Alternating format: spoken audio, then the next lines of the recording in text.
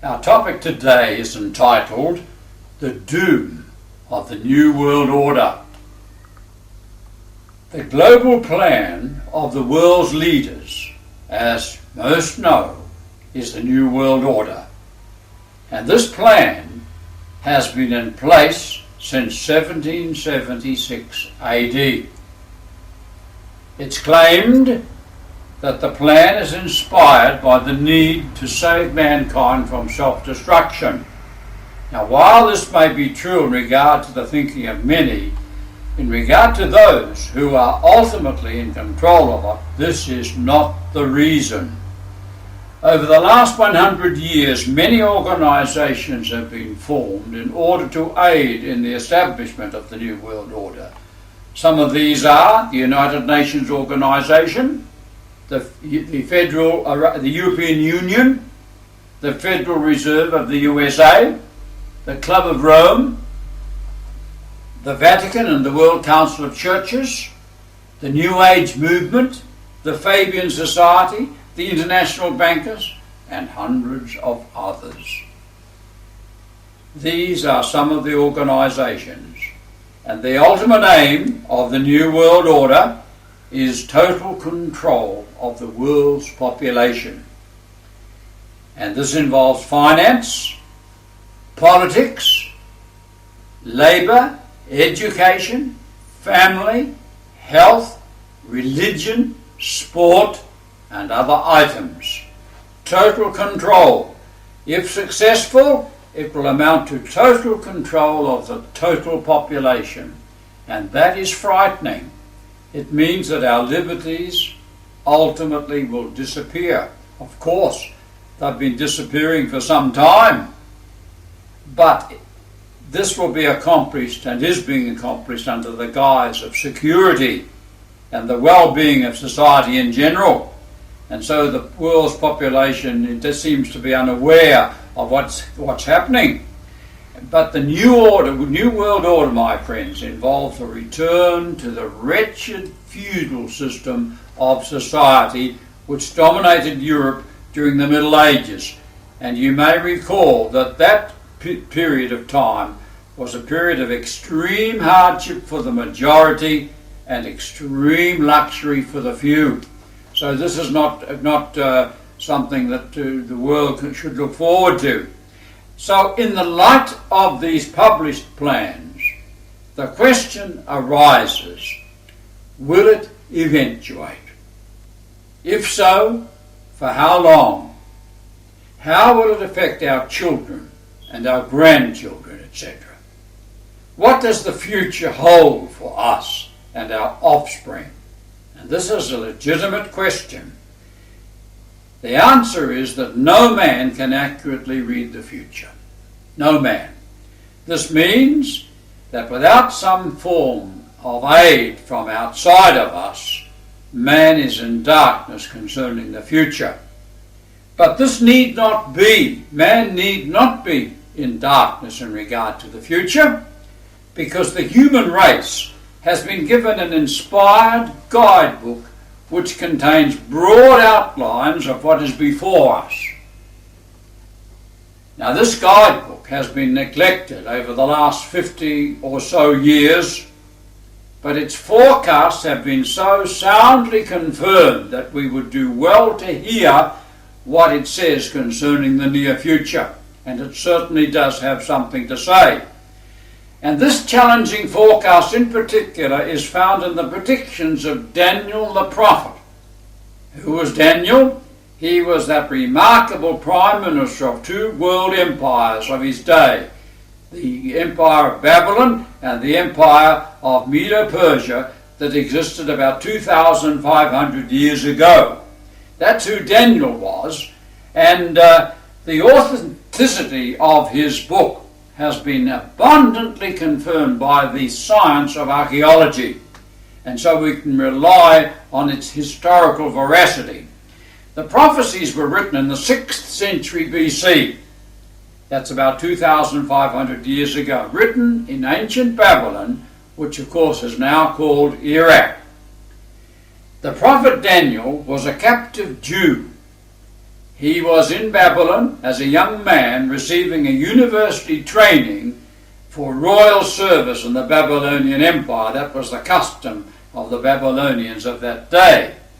And this particular prophecy, my friends, involved Babylon's king Nebuchadnezzar, a famous king, an outstanding king, who had recently conquered the then known world, including Jerusalem and the land of Israel.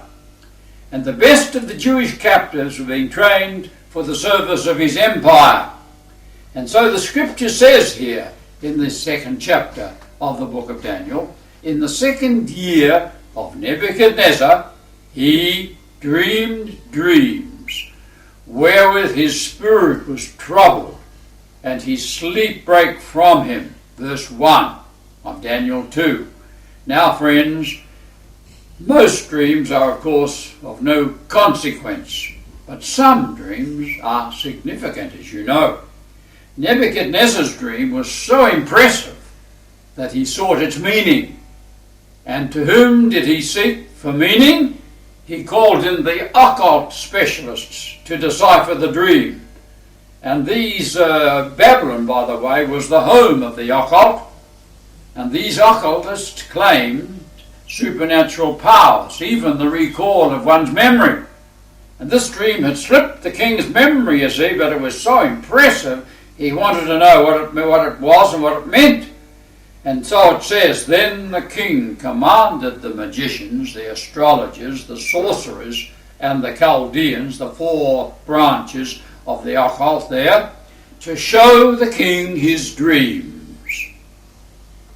And the king's command exposed these men as charlatans. And the king in anger ordered their execution, indicating what a dictator he was. And because Daniel and his fellow Jews, fellow students, were classed in the same category, the execution decree included them. And so there was a great crisis for them. And so they resorted to their God, to the Hebrew God, to the God of heaven, for aid. And so, in response to Daniel's prayer to his God, he was given the gift of prophecy. And it says in verse 19 of that chapter, then was the secret revealed to Daniel in a night vision. Then Daniel blessed the God of heaven. I guess he did, for it saved his life.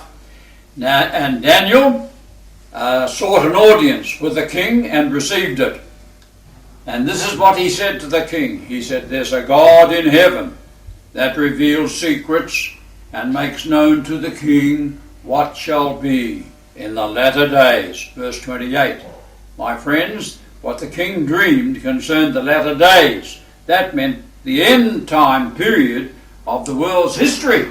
So this dream was rather significant. And then Daniel revealed to the king what he had dreamed, which had faded from his memory. And this is what he said. Thou, O king, sawest a great image, an image of a man. This great image, whose brightness was excellent, stood before thee, and the form thereof was terrible. So there is what he dreamed, a great metallic image. And he says, the head was of gold, and the chest and arms were of silver. It's a multi-metal image. Its belly and thighs were of brass. Its legs were of iron. And then he says, and its feet were of iron and clay. So there you have this multi-metal image. What on earth did this mean? How could it tell us something about the last days of the world's history? What's its significance? How can we understand it? Friends, he then showed that these metals represented various nations that would rise and rule the world. Now, why employ these metals to represent these nations? And here we have the first evidence, my friends, of divine inspiration of this book. the prophet was shown that each metal would be the main metal that each kingdom would use. And this was foretold hundreds of years before many of these kingdoms rose to power. How did he know? Notice he said to Nebuchadnezzar, "Thou," referring to him and his kingdom, "thou art this head of gold." Chapter 2, verse 38. This meant Nebuchadnezzar and his kingdom of Babylon that ruled the world from 607 to 538 BC. So there's the kingdom of Babylon, and it was a remarkable kingdom. Gold was the principal metal used by that kingdom, believe it or not. Because of her enormous wealth, she was able to utilize gold as if it were a common metal. Many of her main buildings were plated with gold, believe it or not. And Babylon's abundance of gold was proverbial in the ancient world. In fact, 150 years before this, the prophet Isaiah, mentioned in the Old Testament, alluded to Babylon as the golden city. The golden city, because it had so much gold. It was, gold was so obvious throughout the buildings of the city. As the prophet said in his 14th chapter in verse 4, "How hath the golden city ceased?" Here he predicted its downfall, you see. And so there was the gold, and that's what it represented. And over the centuries, military leaders who conquered the Middle East led their armies to Babylon to dig for gold amid Babylon's ruins in order to pay the wages of their soldiers. And what they brought out of those ruins, my friends, was beyond their wildest dreams. So there we have the first one, the Golden Kingdom, ancient Babylon. And Babylon is classed as the first universal empire of history, meaning the world of that day, you see, the word universal. And she reigned from 606 to 538 AD. For over 60 years, she ruled the then known world, which comprised mostly the Fertile Crescent and some of North Africa. So there is that kingdom of Babylon. Now we come to the silver. After thee, he said to the king Nebuchadnezzar, shall arise another kingdom inferior to thee. And as silver is inferior to gold, so the next kingdom would be inferior to Babylon, you see. And what does this represent? My friends, historians are unanimous that Medo-Persia was the kingdom that succeeded Babylon. Under the great Cyrus the Great, the two kingdoms of Media and Persia were combined, and they conquered Babylon and many other kingdoms of the day and became the second universal monarchy of the world, reigning from 538 to 331 BC, Medo-Persia. And, believe it or not, silver was the chief metal of the Persians. Silver was her standard of financial exchange. The Persian word for money was the same as the word for silver, you see. Persia reigned for 200 years, 538 to 331 BC.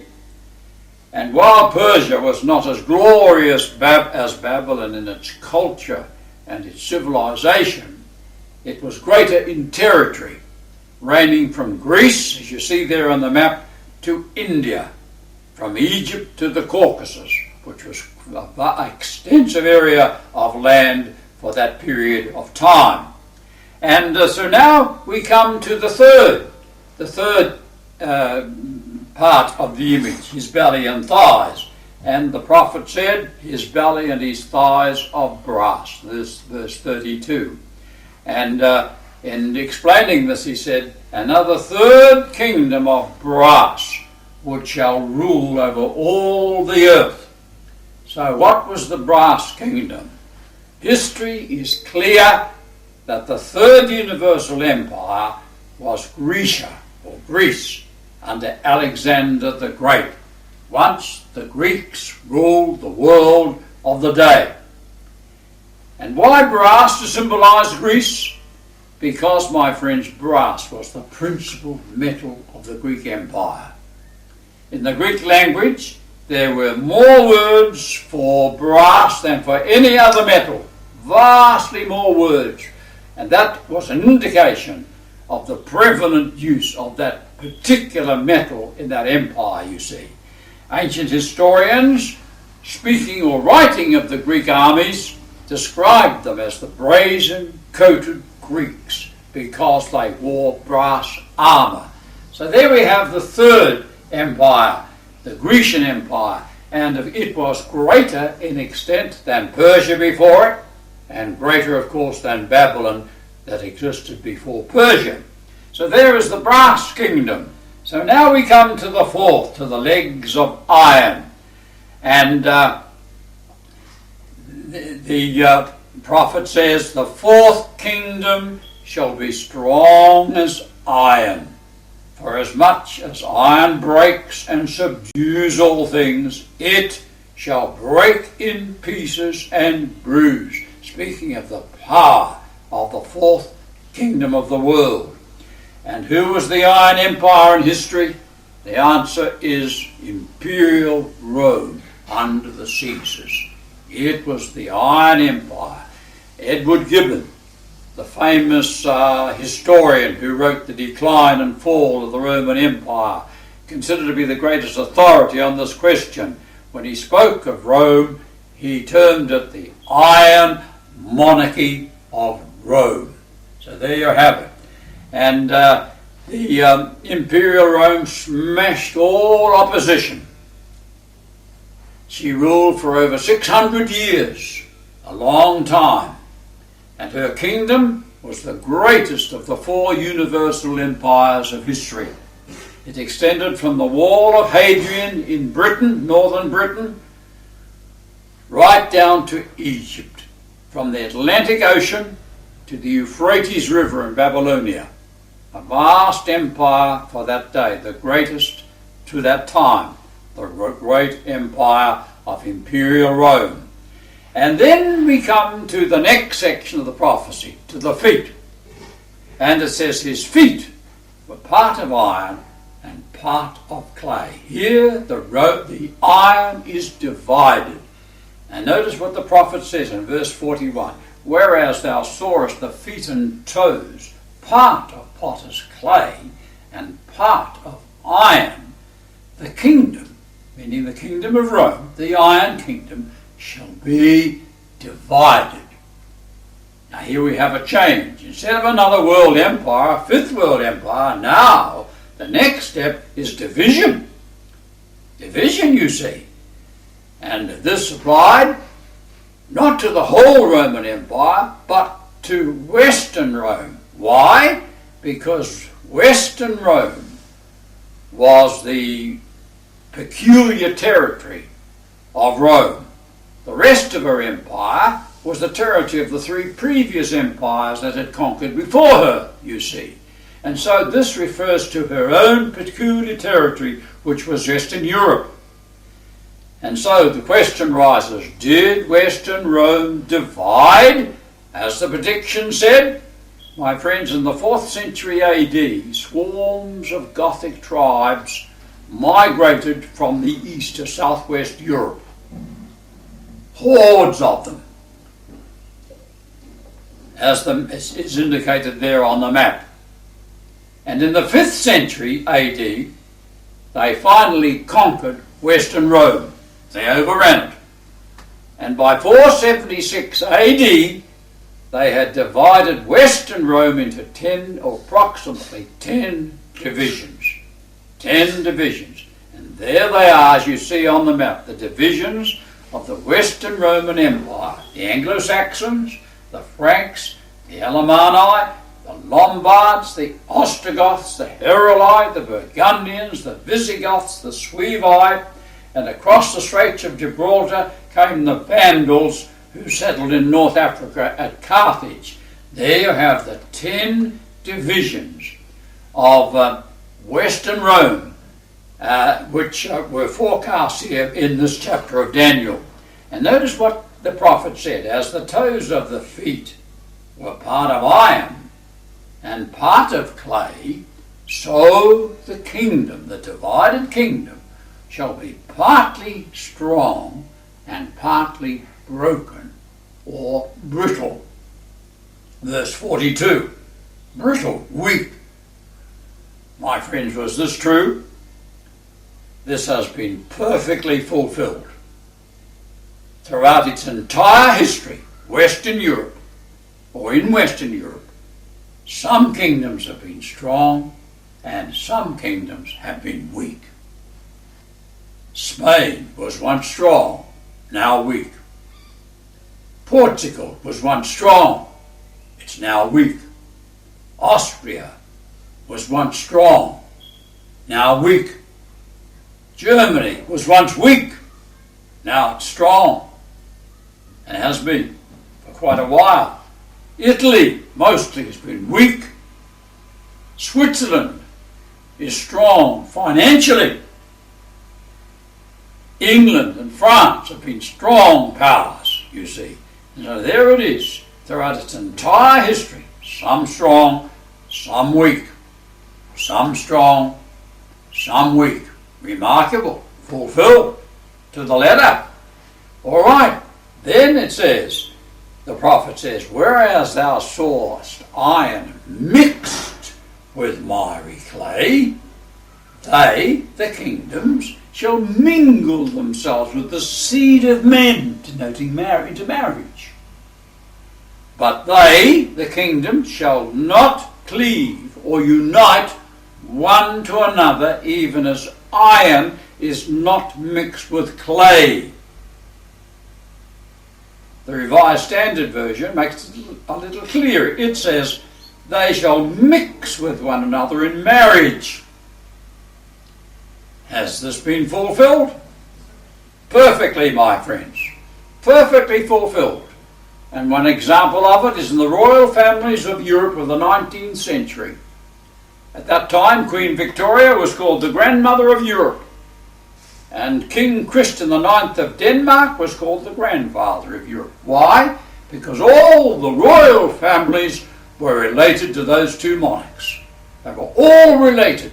They intermarried. And they hoped that by intermarriage it would bring about peace throughout Europe. But we all know the sad story, how that failed. And in the Great War, it was said that cousin was fighting cousin, because George V and Kaiser William were cousins. Cousins, but they were at war one with another in that terrible conflict. So there we have the fulfillment of that prophecy. They did intermarry, but did not unite. And so we come now to the next section. It says they, quote repeating, they shall not cleave, which means unite, is an ancient word for unite, one to another. They shall not unite one to another. Now we find, my friends, throughout the history of Western Europe, 7 great attempts have been made to unify Europe by military might. 7 tremendous attempts, and each in turn has failed. The first one was by Charlemagne, the king of the Franks in the 8th century. And he endeavoured by warfare to bring about a great united European empire. He failed.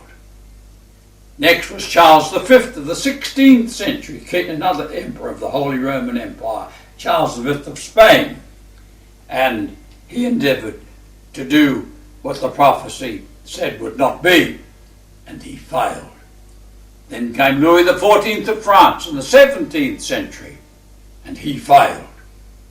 After him came Napoleon of France in the 18th century, and we know a little about him, how he failed. The snows of Russia brought about his downfall, and then Waterloo. And then after him, in the 20th century, came Kaiser William of Germany, who determined that he and God were going to win the war.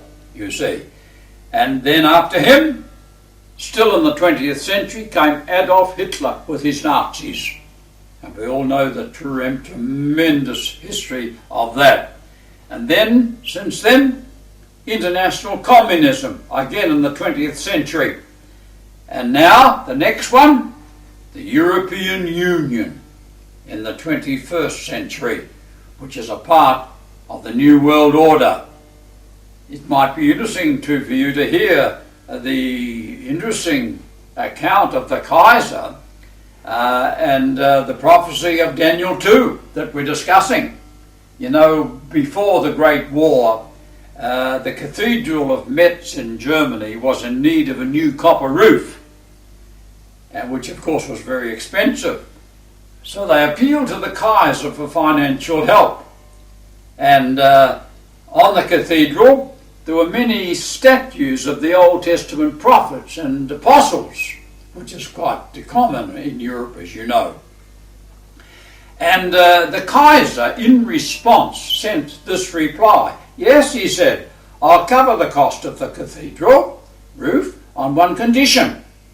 You must cut off the head of Daniel the prophet, off the statue of Daniel the prophet, and replace it with a head resembling mine. That was the condition. The cathedral agreed and exchanged Daniel's head for that of the Kaiser. And today you can go over there to the Cathedral of Metz, and there you can see the Kaiser's head on one of the statues of those prophets. And as a result, they got their new roof.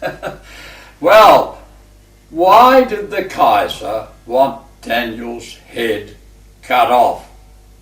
What was the significance of it? My friends, if you go to the little town of Doorn in Holland, where the Kaiser was exiled after his defeat in 1918, you can there visit his library. And if you go into that library, you'll find there, amongst the books, one book in German entitled The Coming King. And one of those chapters in that book explains this prediction we're discussing of Daniel chapter 2, showing that no one will ever succeed in uniting Europe. And there, underlined by the Kaiser's own hand, you can see that he has read that and understood it. It indicates he knew of Daniel's prediction. He received the warning that Europe would never be united, even by the Kaiser, and that he would fail in his venture. What happened? The Kaiser defied the prophecy, and as a result, instead of him establishing a mighty European empire as he planned, he ended up in a little mansion, in a little city, in a little country of Holland with little liberty. The cost, 10 million human lives. What a tragedy. Oh, that he'd listened to Daniel, my friends. He could have turned Germany into a tremendous country instead of the disaster that befell it. So much then for that. Now, perhaps you've heard of the story, the account of Hitler and Stalingrad. In preparation for his Russian campaign, Hitler called for an investigation of the winter temperatures in Russia, because they were planning to invade it, as you know. And they came back and reported to him that the lowest temperature found was 39 degrees below zero. That was the lowest temperature. And this was during the French invasion by Napoleon. Very interesting. And so Hitler ordered that the German military equipment be built to withstand a temperature of 40 degrees below zero. Not 39, 40. And he made this boast. He said, "Where Napoleon failed, I will succeed." Famous last words. However, at Stalingrad, remember, the German army was halted. It was paralysed. What paralysed it? It was the cold. The temperature had dropped, not to 39 degrees as in Napoleon's day, not to 40 degrees as Hitler planned or was prepared for, but to 42 degrees below zero. And as a result, the German equipment wouldn't function. The Russians conquered them, and of the 300,000 men in that vast army, 150,000 went to Siberia as prisoners of war, and only 5,000 returned. A disaster. A total of 295,000 German soldiers perished. And that was the beginning of the end of Hitler's diabolical career. Interesting, significant. My friends, who sends, who controls the snow, the hail, and the cold? Listen, here is Moses writing, way back 3,500 years ago. He said, "Have you entered into the treasures of the snow?" This is God speaking through Moses. "And the hail, which I have reserved against the time of trouble, the day of battle and war?" Job 38, 22 and 23. There's the answer, my friends. God here declares he's reserved the hail and the snow and the cold to the day of battle and war when it's needed. And it was used to bring about Hitler's defeat way back there in Russia at Stalingrad. Interesting, significant. Now we come to the seventh attempt, and that was by international communism centered in Russia. This was an attempt to create not only a European but a world empire, but in a different manner, by propaganda and infiltration, as you know.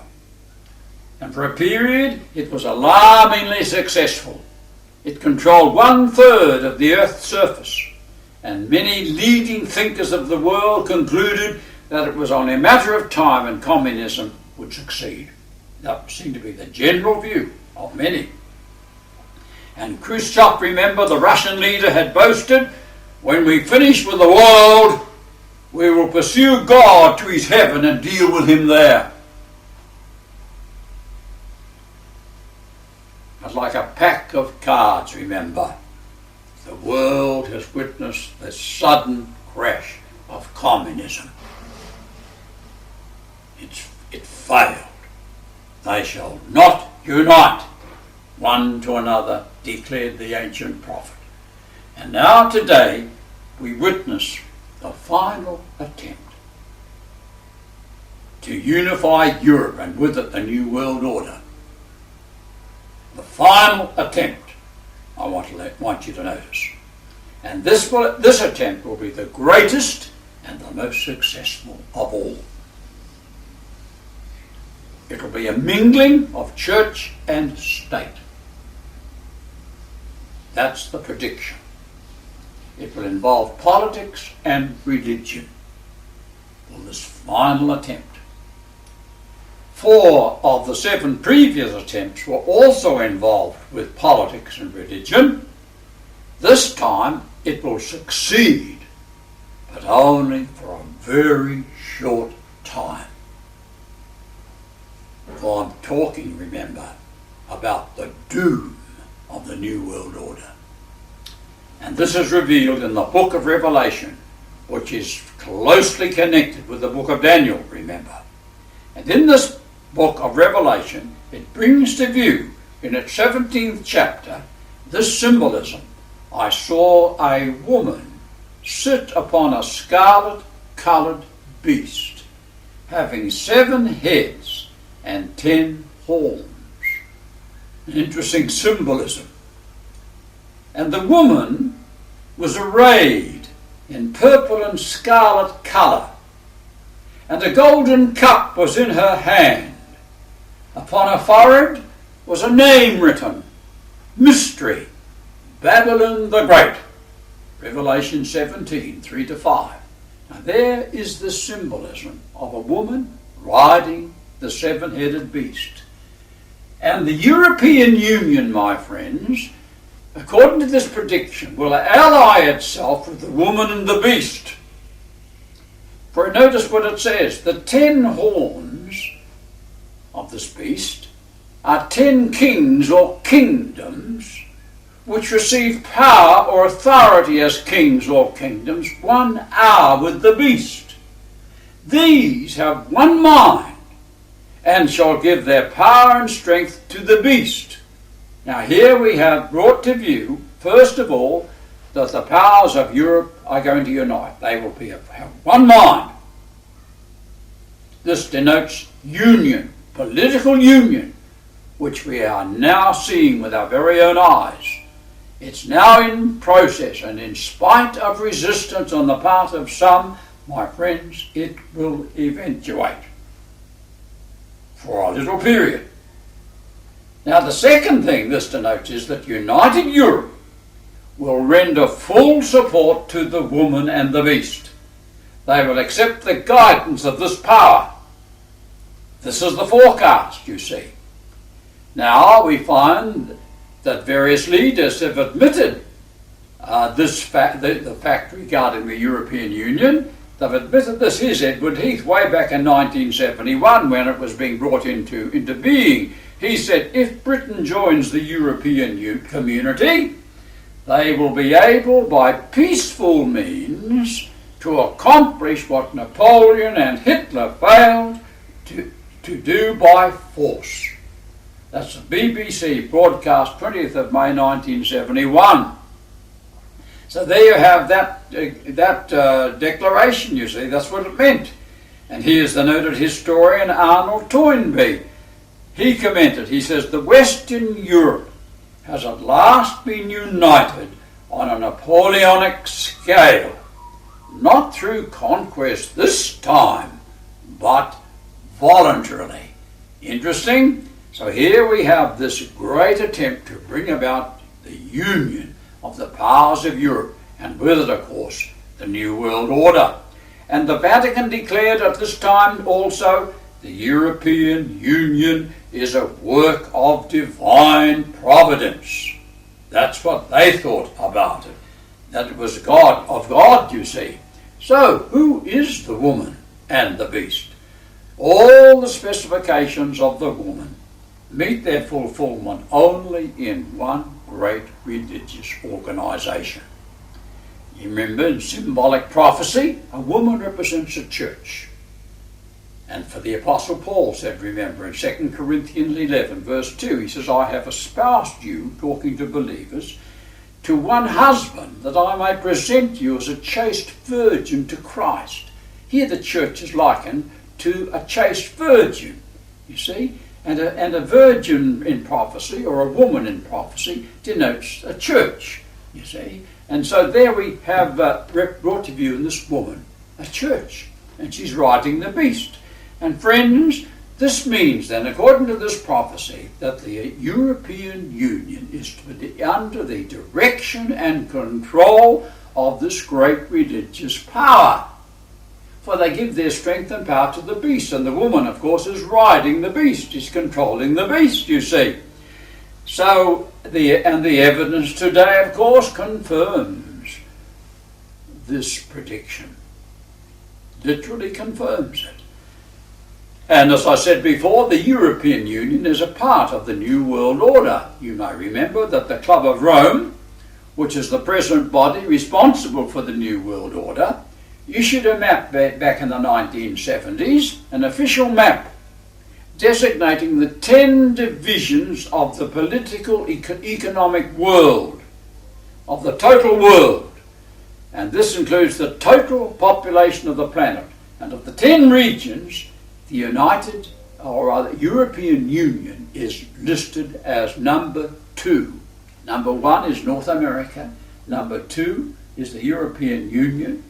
Number 3 is Japan. Number 4 is Australia, New Zealand and South Africa. Number 5 is Russia. Number 6 is South America and Inter-America. Number 7 are the Arab countries. Number 8 is Africa. Number 9 is India, right down to Papua New Guinea. And number 10 is China. There you have the 10 regions of the total world. Originally they called them the 10 kingdoms. But when Bible commentators pointed to Revelation 17 as being fulfilled, they changed it to regions, you see, because they didn't want it to get out that what they were about, you see. So there we have the 10 regions, and the second one is the European Union. My friends, it is a part of the New World Order. It's the European Union. And when the New World Order is finally established, and that may not be very far off, friends, it will become oppressive. And this is one thing we need to know. It's going to become oppressive. The population of the world is in for a terrific shock. Referring to the woman and the beast and the 10 horns, who will be the real controllers in the New World Order, the prophecy says this: these shall make war with the Lamb, and the Lamb shall overcome them. They make war with the Lamb. The Lamb represents Jesus Christ. And here is brought to view the fact that there's going to be a clash between this world and heavenly powers. This is the battle of Armageddon, the war of Armageddon. This, my friends, is the climax of the great controversy between good and evil, between Christ and Satan. That's what this is, you see. And this means that the New World Order will become the tool of Lucifer in the coming final conflict of this old world. The New World Order. Now, how will the New World Order make war against the Lamb? Will it fire cannon into the heavens against God? How will it do it? Listen, Christ, the Lamb of God, himself explained how this would come about. And remember, he said, inasmuch as you have done it to one of the least of these, my brethren, that's true Christians, you have done it to me. Matthew 25:40. And in other places, the same truth is repeated, you see. When anyone touches a true Christian, he touches Christ. That's how it is. Does this mean then that persecution of true Christians is involved in the New World Order? The answer, my friends, is this. 2 Timothy 3, verses 1 and verse 12. Notice, in the last days, perilous times shall come. Remember the prophecy of Daniel concerned the last days. And here it is. And all that will live godly in Christ Jesus shall suffer persecution. Persecution is returning. Religious oppression is coming back. Again, Revelation 13, 16 and 17. He causeth all, both small and great, rich and poor, free and bond, to receive a mark in their right hand or in their foreheads, and that no man might buy or sell save he that had the mark of the beast. Here is oppression. This is what's ahead, my friends, in the New World Order. Serious business, grim news. So what will be the outcome? And here's the good news. The outcome, my friends, is the doom of the New World Order. That's the final outcome. It's doomed. For notice what it says. These shall make war with the Lamb, and the Lamb shall overcome them, for he is Lord of lords and King of kings. Good news? It is. My friends, the God of heaven has the final say in regard to the conduct of this world. He has the final say. And evil is not going to continue forever. One day it's going to be brought to its end. And if God is a God of love, he cannot let it go on forever. He must bring suffering and pain to an end. And that's what he promises. He promises, my friends, a better world and a better life. So how will the new world order be overcome? Listen now, we return to Daniel 2. And here Daniel brings to view before the king the final stage of history. And he says, thou sawest a stone cut out without hands, meaning that man has nothing to do with it, it's divine, which smote the image upon his feet. That is the European, when Europe's in existence, and break them to pieces. And the stone became a great mountain and filled the whole earth. That's how it ends.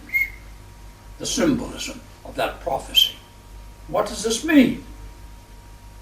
In prophecy, my friends, a stone or rock is used to represent Jesus Christ.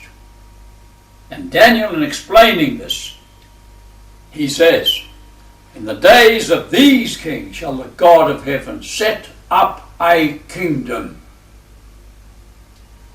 which shall never be destroyed. Marvellous. And the kingdom shall not be left to other people, but it will break in pieces and consume all these kingdoms, these earthly kingdoms, and it shall stand forever. Now there's the conclusion of this prophecy. And this shows, my friends, how the New World Order is going to meet its doom, you see.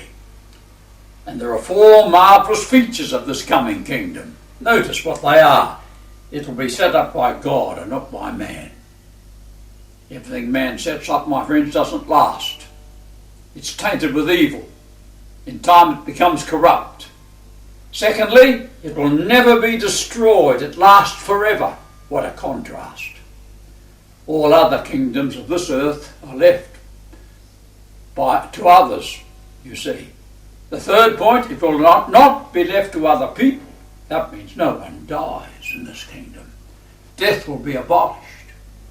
And that's the promise of the Creator. There shall be no more death. He never intended death in the beginning. That's foreign to the universe, my friends. And one day soon, this old world is going to be restored to its original state and there'll be no more death. And fourthly, it will consume all earthly kingdoms. My friends, this old world that is fading through pollution, overpopulation, etc., is going to be cleansed, purified by fire, and a new heaven and a new earth is going to be recreated, which will become the abode of God's people. So, the kingdoms that we now have, my friends, are going to end. And the final attempt to create a great world kingdom, the New World Order, is doomed to destruction. It will be destroyed at the second advent of Christ. Well, that's what the stone represents, Christ coming in the second advent. So Daniel's prophecy, my friends, of Daniel 2 confirms the old book as God's inspired word. Altogether in this prediction there are 10 different prophecies. 8 of them have been fulfilled to the very letter. There are only 2 left to be fulfilled. Babylon has come and gone. Medo-Persia has come and gone. Greece has come and gone as a world power. Rome has come and gone. Rome has been divided. Some European kingdoms have been strong, others weak. They have intermarried to try and bring harmony. In spite of military efforts, they have not been united. And now the next one is in the process of being fulfilled. Church and state are now combining for the final effort. And the 10th one, Christ is returning to this world to set up his kingdom, which will be an eternal kingdom. If 8 of the 10 predictions have been fulfilled, my friends, why not the 2 final predictions? The fact that 8 have come true tells us that the final 2 predictions will also come true. Here we have a guarantee that the final events will be fulfilled. My friends, the new world order will be set up, it will be doomed to destruction, and Jesus Christ will intervene in the affairs of this world. So in this prophecy we have indisputable evidence of the truth of Scripture. It's trustworthy. It is reliable. It is the Word of God. This prediction indicates to us that God is soon to intervene in world affairs. And something must happen, my friends. Something must happen if the human race is going to last. And it assures us of a better world, a better life, and that is just ahead. Good news. May God help us to believe it. And not only that, my friends, this also calls us to make that special preparation that is essential for this coming event. May God help us to believe it, to look into it, and to fulfill the essential things in order to be ready for that event. It's my sincere prayer.